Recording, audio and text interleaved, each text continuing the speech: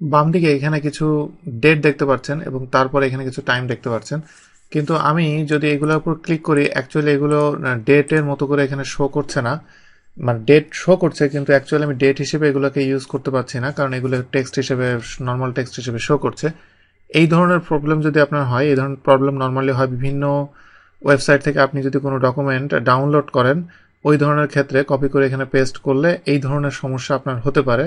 বা অনেক সময় এক্সেলের ভিতরে দেখবেন যে এইগুলো আপনাকে অ্যাকচুয়ালি ডেট বা টাইম হিসেবে এখানে কাউন্ট করছে না, এখানে ডেট যেগুলো সেগুলো একটা টেক্সট ভ্যালু হিসেবে কাউন্ট করছে।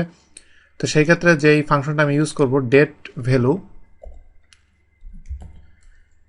এই ডেট ভ্যালুটা নেওয়ার পরে ডেট টেক্সট দেখতেই পাচ্ছেন এখানে আমি এটাকে ডেটটা টেক্সট হিসেবে শো করছে, এটাতে আমি সিলেক্ট করে আমি যদি এন্টার দিই তাহলে দেখেন যে এটাকে সে এখন ডেটে কনভার্ট করেছে। এবং পরেরগুলো আমি যদি এভাবে দিই দেখেন যে এটাকে সে এইভাবে কনভার্ট করে ফেলেছে এবং সবগুলো এখন অ্যাকচুয়াল যে ডেট যেটা সেভাবে ডেটা এটা চলে এসেছে। আমি সবগুলো একসাথে সিলেক্ট করে রাইট বাটন ক্লিক করে আমি যদি এখানে আবার পেস্ট করি, পেস্ট করার পর প্রত্যেকটার উপর আপনি যদি ক্লিক করেন তাহলে দেখেন যে সবগুলোর উপরেই কিন্তু এখানে ডেট এখানে শো করছে।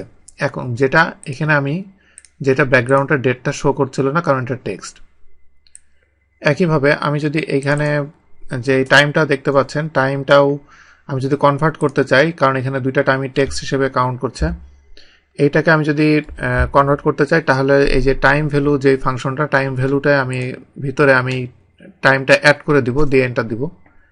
এন্টার দিয়ে আমি দুইটা টাইমই কনভার্ট করলাম এবং এটাকে আমি টাইম ফরম্যাটে আমি নিয়ে যাব। নিয়ে যাওয়ার পরে এখন দেখেন যে এটা অ্যাকচুয়ালি টাইম ফরম্যাটে চেঞ্জ হয়েছে এবং আমি এটাকে এখন টাইম হিসেবে আমি কাউন্ট করতে পারবো, যেটা এখানে দেখতে পাচ্ছেন।